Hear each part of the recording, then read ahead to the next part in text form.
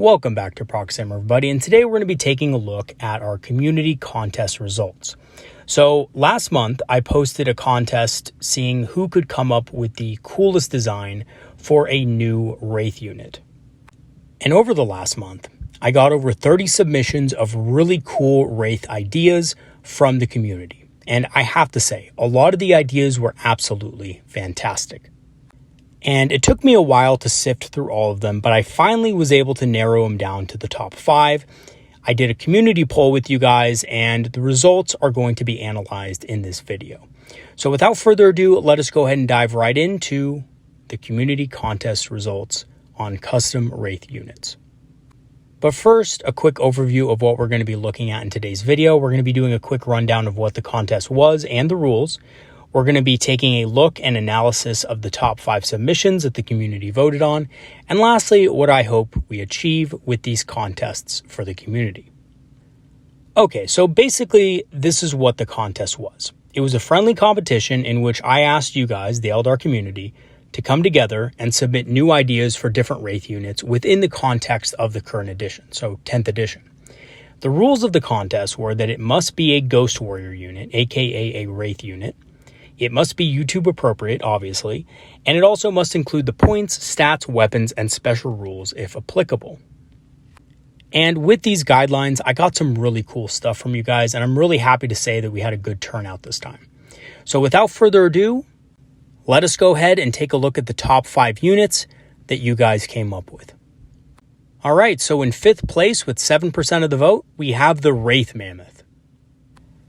And I just have to say, this had me laughing so hard. The idea of this was so funny to me. I don't know why. Maybe it was the name, the Wraith Mammoth, but it was just absolutely great, right? So as for its stats, it has movement 10, toughness 11, 2+ save, 16 wounds, leadership 6+, and objective control 5. So it's basically like a Wraith Lord a little bit as far as its stats go, except it's a little bit tougher with wound 16. As for its melee weapons, it has trampling limbs, tax 5, weapon skill 4+, strength 12, AP -2, and damage D3 +3. So this thing is going to be doing some major damage to armored targets in close combat. As far as its war gear options go, it's equipped with 1 D cannon and 2 shuriken cannons. Each of the shuriken cannons can be replaced with one of the following, which is, the Eldar special weapons, Bright Lance, Scatter Laser, Eldari Missile Launcher, or Star Cannon. And it's also a transport, so it can't carry jump pack infantry, and Wraiths take up the space of 2 models, but it's basically a Wave Serpent in that it can carry 12 models. And its keywords are, it's a monster, it's a walker, it's a Wraith construct, and it's a Mammoth Wraith Beast, which is the name of the character, or the name of the unit, I should say. As for its abilities, it has the Deadly Demise D6, and it has Firing Dex 6, which means that 6 models can fire out of it. I find it interesting, though, that it's only Fire Dex 6, considering it can carry 12 models, but maybe that's because it's designed to carry Wraiths, and you can only fit 6 Wraiths in the unit. As for its ability, Mammoth Defense Line, this is where things get a little bit crazy. And it's the reason I loved this submission so much I wanted to have it in my top 5. So let's take a look at this. It's called the Mammoth Defense Line. So once per battle, at the end of your movement phase, you can select this model to set up its defensive line. After it has done so, remove the Mammoth Wraith Beast model and set up the Mammoth Defense Line terrain piece up in the same position as close as possible to where it was before. So basically, this thing turns into a Aegis defense line, essentially. The Mammoth Wraith Beast changes its move characteristic to 0, its toughness to 12, its OC to 0, and can no longer make attacks in the fight phase. It is from this point on considered to be a ruin, blocking line of sight past and through, and its footprint can be moved through by models that would be eligible to move through ruins, but only provides cover to Eldari models within. Enemy units in engagement range of the Mammoth Defense Line are eligible to be shot at during the shooting phase, if not in engagement of other enemy models that would do so, and it has a 5+ invulnerable save. Oh my god. So basically this thing turns into an Aegis defense line, but one that the enemy cannot benefit from. And it's actually better than an Aegis defense line because it basically just becomes a ruin. So essentially what this is it's a transport that once it's done dumping off its cargo, transforms into a ruin around its occupants, giving them cover, but also if they disembark behind the Wraith Mammoth, then line of sight will be blocked to the unit.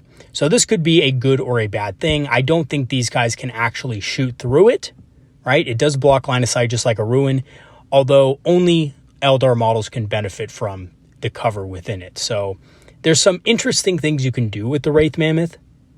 And objectively speaking, it's probably pretty busted as far as that's concerned. It is quite a few points at 300, but the fact that you can just get a ruin wherever you want on the battlefield whenever you want can be absolutely game-changing and game-breaking. It's also a very tough model, so it's hard to remove, it's not easy to kill. And even when it deploys, it gains additional toughness, right? It goes from toughness 11 to toughness 12, so it becomes even tougher when it's deployed as a ruin. I assume it can still be destroyed, but even so. This thing also has a 5+ invulnerable save, so with Strand's Dice, you could easily keep it alive. And yeah, this thing is just awesome and cool. I think the idea is cool. I think the idea is new. I haven't heard somebody kind of come up with something like this before.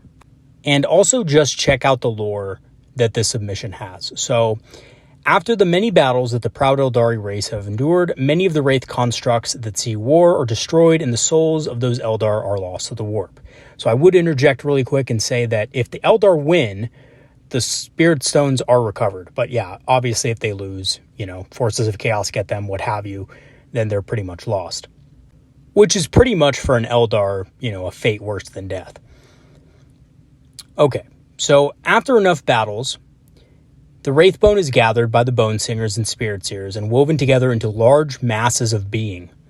These beings are referred to as Mammoth Wraith Beasts. These constructs, lacking a spirit to pilot it, await the criminal trials of the Eldar that are sentenced to punishments befitting their terrible crimes. Often, members of the Drukhari and Corsairs, once decided the Eldar do not wish to suffer these terrible individuals to besmirch their infinity circuits or empower she who thirsts, and thus are used to pilot the Mammoth Wraith Beast constructs and are guided by a Spirit Seer that accompanies the construct. So I assume the Spirit Seer is within the construct somehow. And here are the creator notes for the inspiration. The major inspiration here was that the Eldar don't have a Land Raider equivalent transport option, although I'm just going to take a note here, they almost did back in the day. Back in the day, if you go back far enough, Wave Serpents actually had armor 14 on their front and sides. So that is kind of a Land Raider equivalent back in the day, but of course they changed that later. Probably because, Space Marine players complain too much about it. And I believe that a Wraith construct would make sense to match the durability of such unit. The model in my eyes would be sold in two forms in the same box. One model would be the actual four-legged mammoth. Which, just imagine a Wraithbone mammoth on the table. How freaking cool is that? As well as a terrain piece that it would appear like Transformers to change to the mammoth. So this part had me just cracking up because I'm just imagining something like out of Transformers, the new Transformers Beast movie. I mean, I haven't watched it, but I'm just assuming it's something like that. And it's just absolutely hilarious that it can change into a piece of terrain like that, right? Also, the thought behind the D-cannon would be that out of line of sight, shooting from an immovable terrain piece would be fun. Which, absolutely, right? I mean, certain terrain pieces that are, Aegis defense lines or something like that have a gun emplacement of some kind, so that would be cool too. And I just thought this idea was very unique. A terrain piece, or I should say a vehicle transport type model that can transform into a terrain piece basically once per game is really cool, right? Now, the other thing is about this is that the box itself would come with both. Now, obviously that's needed, right? It does need to come with both models. It would probably be a super expensive kit money-wise, but it would be really cool. And I think, honestly, you could use this as just a terrain piece if you wanted to, right? And I wish GW sold more Eldar-inspired terrain. I really do. I know that third parties sell some cool-looking Eldar-inspired terrain, but GW should really get on that because a lot of the terrain we have on boards is Imperial, right? I mean, all the ruins are, let's just be real for a second. Every single board you've probably been on has been an Imperial ruin or an Imperial something, right? An outpost, all the buildings are Imperial, all the ruins and defensive lines and barricades and stuff are Imperial design. So the other reason I picked this was not only is it a cool model, but it's a really cool piece of terrain for boards. I mean, you wouldn't even need to use this as a model if you didn't want to. You could just use it as the terrain piece, which I think is really cool. So definitely a cool one. Unfortunately, I think it was a little too out there to get first place. For a lot of people, it's a hard pill to swallow, a Wraith Mammoth, you know.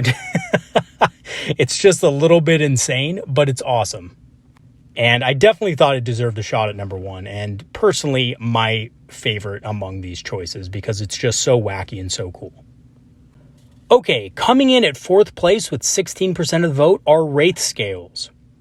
And Wraith Scales come in a unit of either 10 or 20. And along with them comes 2 Wraith Crones. So basically the Wraith Crones, I think, are the leaders of the unit. They're like the sergeants, so to speak. So every Wraith Scale is equipped with 2 Wraith Scale arm blades, and every Wraith Crone is equipped with 3 Wraith Scale arm blades. So these are basically like lesser Wraiths. And they're inspired off of fantasy dryads, which are like these woodland spirits. So I thought this was really cool. And a Spirit Seer can also join the unit. They have the infantry keyword and the Wraith Scales keyword. As for their stats, they're quicker than normal Wraith Guard. They're speed 7. They're toughness 4, so they're a little bit tougher than Eldar. They have 1 wound each, leadership 6+, and objective control 1. So they're not battle line. The Wraith Crone basically just has an extra wound and an extra toughness, and that's it. As far as their ranged weapons go, they can either have a Wraith Pistol, so they can exchange one of their scales, Wraith Scale arm blades, for a Wraith Pistol, which is range 9, attacks 1, ballistic skill 4+. It is strength 7, AP -2, and D3 damage. It does have devastating wounds as well. As far as the melee weapons, the Wraith Scale arm blades have sustained hits 1 attack, weapon skill 4+, strength 4, AP -1. So basically just something that's good against light infantry. And then you have the Ghost Sword. So the Ghost Sword for these guys is, I believe, a 2-handed weapon. You have 2 attacks with this thing, hits on a 4+, strength 5, AP -2, and damage 1. So it's basically just better against harder targets. It has a little bit more strength, a little bit more AP, but it does actually lose out on the sustained hits 1. Okay, so for the special rules that this unit has, it has Scout 7, which allows it to get up the battlefield faster, so get into range for those pistols quicker. They also have the Relentless Revenant's ability. So at the end of your command phase, this unit regains 1 wound for each half-strength unit within 12 of this one, including itself. So I really don't think this is going to happen that much because they're probably not going to want to be within 12 inches of a bunch of half-strength units, especially Eldar units. They're typically not half-strength or less. So this ability won't proc that much, maybe on themselves. For each wound regained, if a wound cannot be restored and it isn't at starting strength, return a model to this unit with 1 wound remaining. If there's also a Spirit Seer within 12 of this unit, you instead regain 1d3 wounds for each half-strength unit. They have the Ghost Walker's ability as well, so for each Wraith Crone, you add 1 to the unit's movement profile, as well as your charge rolls and Scout ability. Okay, so the Ghost Walker's ability is actually just broken. I'm just going to say that right now. And the reason I say that is because if you have 4 of these in a unit of 20, you have 4 Wraith Crones, you're getting movement 11, you're getting a +4 to your charge rolls, and you're getting Scout 11. That's pretty insane. So you're basically charging the enemy army turn 1 with this unit. Now, again, this is not something I factored into the contest. I don't really care if you guys submit like really OP rules, as long as they're not like super broken over the top, like things like, oh, I shoot you, you just automatically die, no questions asked. This is actually a very cool idea. And I give you props to coming up with this because it's really cool. It incentivizes you to keep your Wraith Crones alive. But I also think the bonuses for it are just a little bit too strong, right? +1 to movement and charge rolls and the Scout ability all together, I mean, that's going to equal a turn 1 charge. You might as well just give them Infiltrate. So instead of, the scout's ability, just give them infiltrate, And that way it's more streamlined and you don't have to worry so much about that. And the unit's not broken in other ways, right? So I do think it's a really cool ability, but just a little bit over the top. As far as the war gear options go, you can replace one Wraith Scale Arm Blade with a Ghost Sword or Wraith Pistol. So technically, if you have a Ghost Sword, even though it's two-handed, you can choose between the Wraith Scale Arm Blade and the Ghost Sword. Or you can have a Wraith Pistol, which I probably think with this unit is the way to go. Having a bunch of Wraith Pistols could be very effective, especially for the low cost that they are.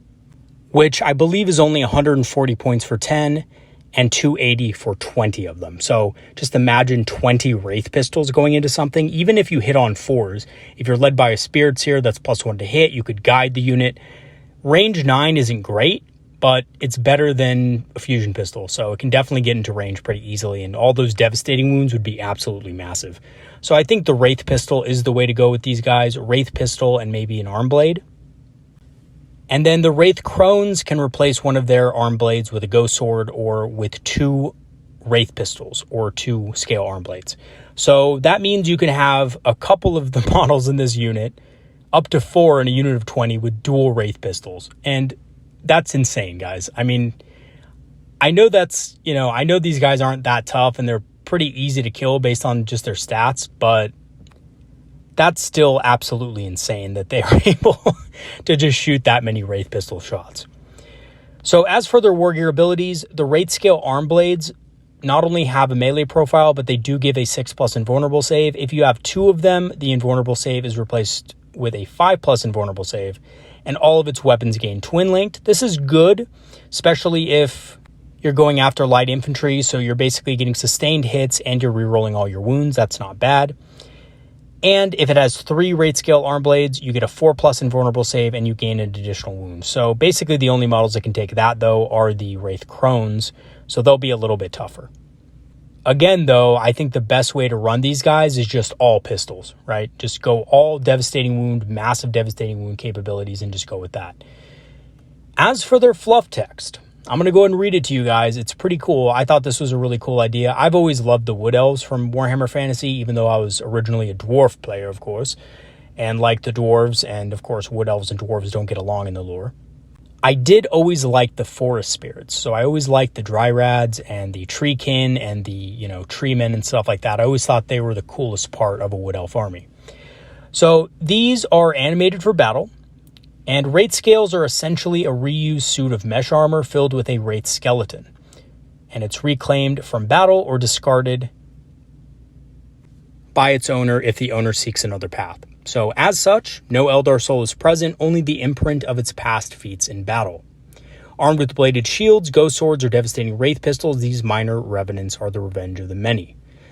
So as for the designer notes, these are the spiritual successor to Warhammer Fantasy Dryrads, which filled a tough, scary infantry role. So in Warhammer Fantasy, they very much were a tougher Wood Elf, and they were basically just an infantry unit. I think they caused fear. I think they did a good amount of damage to infantry units, but they weren't good at taking down heavy stuff, if I can remember correctly. The biggest inspiration are the arm-mounted shields Eldar use with a bit of sharpening and weaponizing. They should be decent weapons and are thematically close to the way Dryrads tear stuff apart with their branched hands. For the most part, Scales is a reference to both the smaller serpent scale shield and the scale-like nature of Eldar mesh armor. They're aimed at being a modestly expendable close combat unit, not comparable to either Guardian squads or, Storm Guardians. More of a tar pit attrition unit, but deadly against weaker foes like other hordes. And I would say based on the Wraith pistol inclusion, I think these guys are actually just good at everything. These guys might just be good at everything. I mean, the Wraith pistol is pretty deadly against heavier targets as well, but I can definitely understand what they mean here. So being able to return many models seems to be pretty Necron, and it pretty much is. It's far from the D3+3 that Necron warriors can achieve, let alone with an Overlord attached, but it scales decently if allied or enemy units around them are damaged. Using the Spirit Seer Bodyguard revival allows you to recycle Wraith Crones efficiently. Something that can be a block of 10 or 20 is hard to balance, but Necron Warriors, the comparable unit and also the most expensive 20 model block, is 120 to 240 points, so that was a good baseline, and I would agree for the most part with that. War Gear basically allows for 3 broad options: durability with arm blades, melee focus with a ghost sword, or blasting with pistols. Basically Wraith cannons, but halved in most respects. And again, I would say yes, they are halved in most respects, that is true, but you can pretty much take double the amount of shots, so it's going to be pretty powerful against most targets with that outlook. Especially if you give the unit buffs, it can just go absolutely wild on pretty much any target, including vehicles, by the way, because most vehicles you will be wounding on 5s, but you're getting devastating wounds, right? So if you have guide, you're hitting a lot of those and getting a lot of devastating wound procs. That's going to be pretty effective. So yeah, overall, I thought this was a great idea. I love the way he meshed Fantasy Dryads with Eldar Wraith units. I think that's something that Wraith units need, definitely, is a more expendable version of themselves. Something a little bit more infantry-sized than not Terminator-sized. And yeah, overall, awesome unit and great idea. Thanks for submitting it. Okay, so in third place, we have the Soul Reaper Wraithlord with 21.7% of the vote. Okay, so we start with some flavor text. Very rarely, an Eldar hero dies with so much rage and hate in their heart that when the Soul Stone is placed in a Wraithlord, its rage can be focused into weapons that horrify even other Eldar. So I thought this was a really cool idea, kind of like a Berserker Wraithlord, if you will. As far as its stats, it is 200 points. It has movement 8, toughness 11, save 2+, wounds 10, leadership 6+, and OC 0. And I imagine the OC is 0 because it is a Berserker. It does not care about holding objectives. It just wants to kill. So I thought that was a pretty cool idea as well. And a nice touch to give it, 0 objective control. As far as its war gear goes, what it lacks in objective control, it makes up for in damage. It has 2 Ghost Glaives, so basically 1 in each hand, just like a Berserker. Attacks 6, weapon skill 4+, strength 10, AP -3, damage D6 +1, and that's the strike profile. It also has a sweep profile, which has 12 attacks at the same weapon skill, strength 7, AP 2, damage 2. So essentially, it's a Ghost Glaive with more attacks. As far as its ranged weapons, it has 2 D-Flamers, so not just regular Flamers, but D-Flamers. They're a little bit less range at range 9. They have D6 attacks each, ballistic skill 4+, so they don't have the Torrent special rule, but they are strength 10, AP -4, and damage 1. So they're basically like D-Sights, essentially mini D-Sights. And they also have 2 weapons on their back, which are heavy D-Sights. So range 18, attacks D6, ballistic skill 4+, strength 12, AP -4, damage 2. So the things that are on the Hemlock Wraith Fighter, essentially. So has 2 of those on the back as well, which means this thing is really good at taking out infantry, but can also do some serious damage against heavier targets too. As for its abilities, it has Deadly Demise. I assume that's D3. Strands of Fate, no Fated Hero, which I assume is the objective control 0 that it has. For keywords, it has the Monster, Walker, Wraith Construct, and Wraithlord keywords. Probably should have Soul Reaper Wraithlord on there. And then for the special rule, it has Infectious Rage, which basically makes Eldar units within 6 inches of it +1 attack and +1 damage in melee combat. However, there is a drawback in that those Eldar units are objective control 0 while inside of 6 as well. So it's a great damage buff for a melee unit, but because they're filled with so much rage, they also get objective control 0, which I thought was a nice fluffy touch to the unit as well. So this was a really cool unit. I really like the idea of it. It's a Berserker. It doesn't care about really controlling objectives or anything like that. It just wants to get into grips with the enemy and destroy it. And also Eldar units within 6 inches pick up on that kind of bloodlust and also lose control, which is a huge disadvantage in a way, but it's also really cool because it gives the unit some flavor and a bit of a drawback from being so powerful. So I do really like this model. I think it's cool. I think there's a lot of applications where it could be good. It synergizes very well with things like Harlequins, Striking Scorpions, Howling Banshees, and even Shining Spears, as well as Wraith Blades too, right? Wraith Blades are very good with this as well. Wraith Blades, have a decent number of attacks, but they would benefit from having more attacks and more damage in close combat. Okay, so in second place with 22.3% of the vote, we have Wraith Lances. And Wraith Lances come in at movement 10, toughness 8, save 2+, wounds 4, leadership 6+, and objective control 2. So basically, the stats follow the jet bike model of improving the infantry version with +1 toughness, wound, and objective control. Essentially just what basically every jet bike does, right? You get an extra toughness, you get an extra armor save, typically, not always, but typically. In this case, there is no extra armor save, but there's an additional wound and an additional objective control.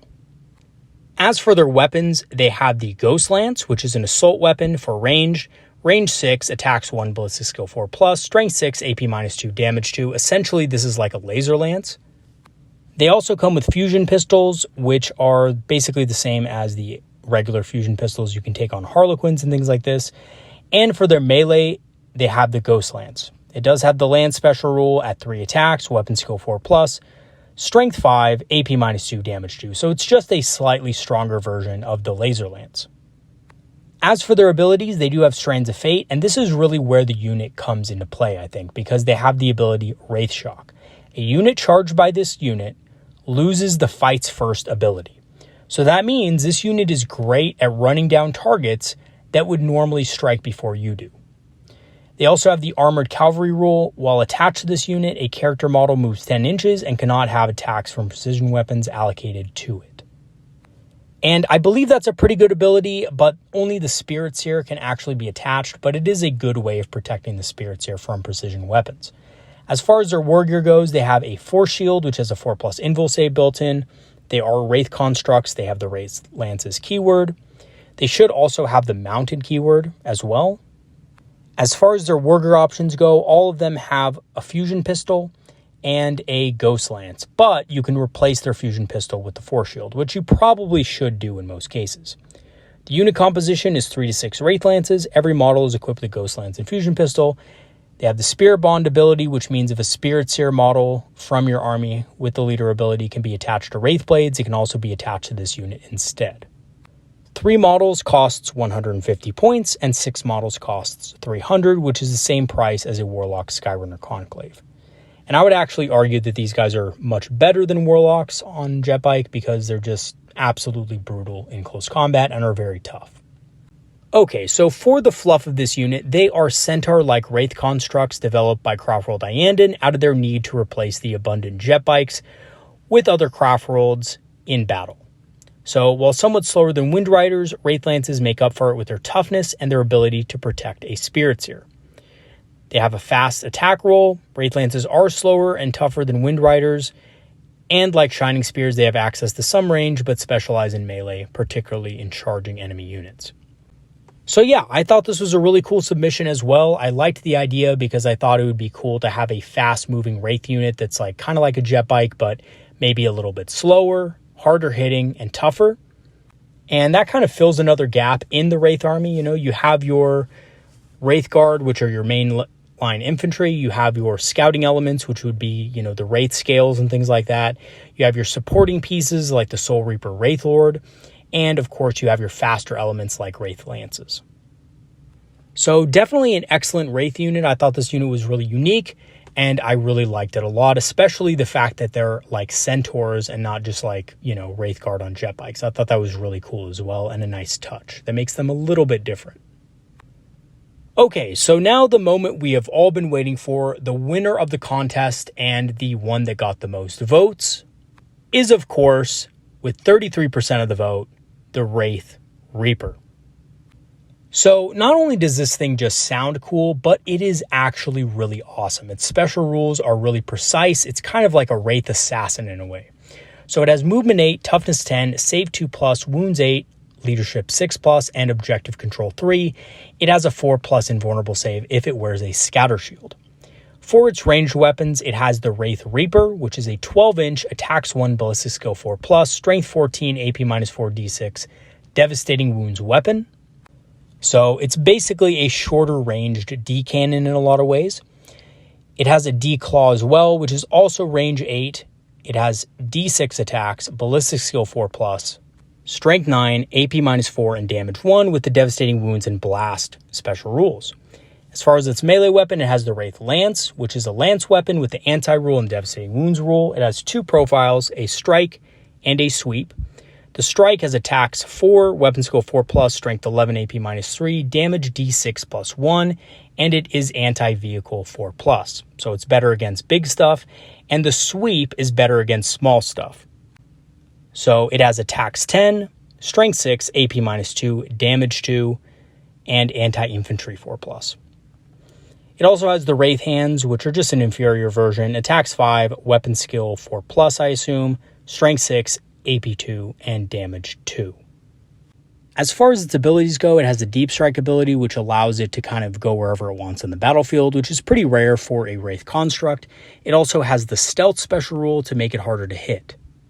But by far, the coolest ability is its Reaper of Souls ability. So if targeting a unit in the shooting or combat phase below starting strength, increase the ballistic skill of this model and the weapon skill of this model by 1. Also gain this effect if a unit has died this battle round. Additionally, if targeting a unit in the shooting or charge phase below half strength, cause a battle shock test. So basically what this thing does is that if it's targeting something below half strength, it gains bonuses. So it gains ballistic skill and weapon skill and also forces a battle shock test. It also has the Reaper of Yinkarn ability. So upon entering the battlefield, this unit marks another unit as its quarry. Upon eliminating the quarry, gain a benefit that lasts till the end of combat based on the unit type. If that unit is infantry, you get sustained hits 1. If it's a character, you get precision. If it's a mounted unit, you get advance and charge. If it's a vehicle, you get lethal hits. And if it's a monster, you get +5 feel no pain. Then once per combat, this unit can return to strategic reserves and is able to return as normal or where a friendly unit has died, including engagement range and inside 9 inches. So I do want to clarify that there are a few issues with the special rule just because it's not exactly clear what has to kill what in order to get the benefit, but what I assume it means is that you pick a unit on the battlefield, and if that unit dies to any unit in your army, you get the benefit below. And then once per combat, this unit can return to strategic reserves and is able to return as normal. I assume that this means that because it has the Deep Strike ability as well, it can basically Deep Strike when it returns to strategic reserve. So I assume this works somewhat like Skyleap, except it's even better because this includes if you're in engagement range and inside 9 inches. So you can hop out of combat at the end of turn, even if you're engaged, and you can also hop back into reserve inside of 9 inches. So when you do Deep Strike, you can Deep Strike within 9. And this is kind of overpowered because not only can you just hop out of combat whenever you want, so make your attacks, the enemy makes an attack back at you, you hop back into reserve and then come back in. And when you do come back in, you can come in within 9 inches of enemy units. It's just kind of too powerful. And obviously, I didn't really look at the strategic value of this model. I just thought it was a really cool idea. I like the idea. The rules are written kind of OP. But I think, honestly, if you made this a little bit more reasonable, right? Like, for example, if you made it so that it could go back into reserve, but maybe only once per game or something like that. Or maybe you couldn't do it if you were engaged with an enemy unit, like, like Skyleap kind of. I think this could still be a really good ability without being completely broken. Okay, so as for its unit composition, it can come with a myriad of different weapons, right? So it does come with 2 D-Claws normally, but you can change the D-Claws for a Wraith Reaper, which is a slightly longer range attack. You can also exchange the D-Claw for a Wraith Lance as well. So the Wraith Lance is their close combat weapon, and you can also replace one of the D-Claws with a Scatter Shield for a 4+ invulnerable save. So for all of that overpowered goodness, it only costs 125 points. So again, I don't fault the writer in this at all. I didn't really care about balance when I kind of picked these. I didn't consider balance in any way, but at 125 points, I think this thing is just absolutely brutal as far as its combat ability and shooting ability goes, especially when paired with its special rules. Okay, so I'm going to go ahead and read the lore of these guys because I also think the lore is really cool, and it's one of the main reasons I picked this submission in the first place. So the Wraith Reaper is a Wraith construct created in homage to the Yinkarn, charged with quarries or souls to rend and retrieve, as if to become Grim Reapers on the battlefield. Consuming souls of fallen foes to garner more strength mid-battle, as well as appearing out of the viscera of combat, where cadavers just fell. These Reapers own in the wake of death, specters of horror embodying their grim designation. So this was pretty cool. Imagine one of these things coming out of a corpse. And that's basically what you get with these guys. So these guys come out of destroyed enemy units and rip things apart at close range. I think that is a really cool kind of ability and really cool lore behind it. So it's kind of like, in a way, like the Yinkarn, right? Because the Yinkarn can appear out of nowhere, out of a destroyed unit, and this thing is very much in the same vein. So its role is target elimination, deep strike reset, mark targets to get the benefit for the elimination, and then battlefield disruption. Basically, you know what I think this thing's role is? It's just going to kill anything it targets, right? It's going to kill anything that's not super heavy. Because it can come within 9 inches and stuff like that, it can basically guarantee that it will kill its target between its shooting and melee attacks. Because if you give it a Wraith Lance, it's going to hit super hard in close combat, right? And the Wraith Reaper is also a very good ranged weapon to accompany it. I don't really think you need a scatter shield on this thing, as it's going to just be killing things pretty easily, and it's tough enough to survive most attacks, and it has good enough armor as well that most high AP weapons will only get it to a 5+ or even a 6+, which is in range of your Strands of Fate. So yeah, overall, I thought this unit was really cool, and it definitely was the bloodiest, and that's one of the main reasons I picked this thing up, and it just had a very unique rule set that I thought should be showcased in this contest. Okay, so that was pretty fun, right? But most of these units aren't actually going to become real units, and most of them are written in a way that is probably not even close to what we could include in regular games, right? Like, even if we were just having fun, some of these have to be rewritten in order to be more balanced. So what do I hope to achieve with these contests for the community? What's exactly the point of having these custom contests where I ask you guys to create these units so that I can then share them with the Eldar community? So as you guys know, one of the main reasons I started this channel has been to build the Eldar community and generate interest in the faction, and I think this is a very good way to do it. And just basically to push the envelope on what's possible. And there's just so many cool things about the Eldar that we can explore further, and especially in our units, right? So, I mean, if you look at an army like Space Marines, they have like 3 different units for each role in the battlefield, right? They have a massive roster of units. And I think by doing these contests and just kind of increasing the visibility of the faction, this will lead to more official support over time.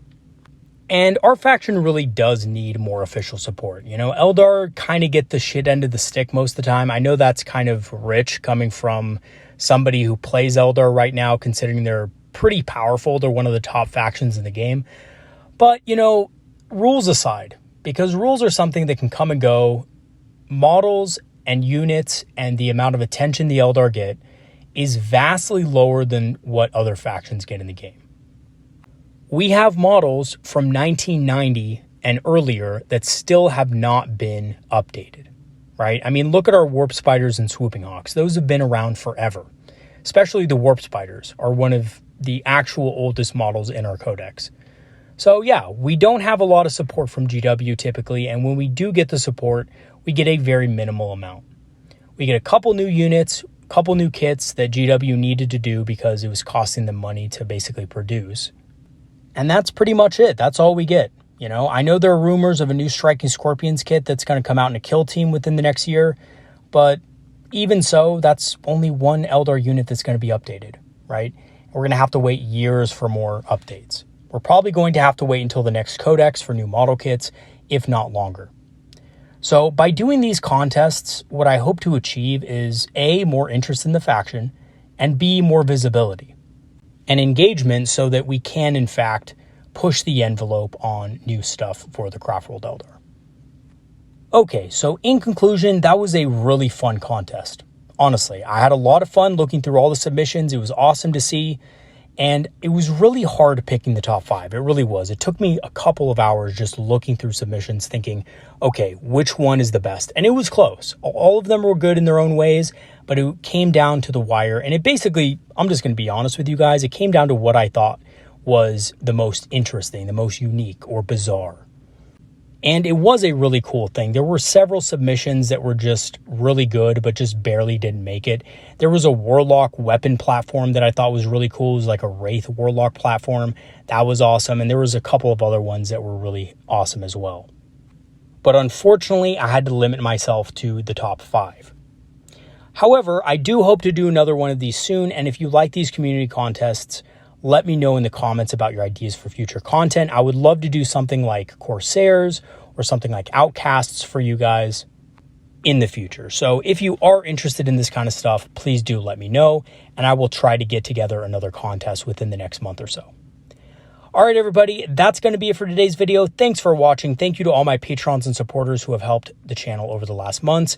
Your support has been greatly appreciated. If you do want to join my Patreon and help support the channel, I do have free trials activated so you can get access to our Discord community for free, which is growing quite fast. So if you do want a place where you can talk about Eldar strategy, tactics, and of course hobbying, definitely check out that link in the description. It's totally free to you. Also, if you do want to grab some Eldar inspired apparel, I do have a store page. You can go ahead and check that out in the link as well. And one last thing before I go, I am actively working on an interactive campaign and event that I hope to share with you guys within the next week or so. So stay tuned for that. Again, I don't have all the details ready for you guys now, but there will be more details coming out within the next couple of days. All right, everybody, that's going to be it for today. See you guys next time. Have some great games this week, and I'll see you guys in the next video. Have a good one, everybody. Peace out.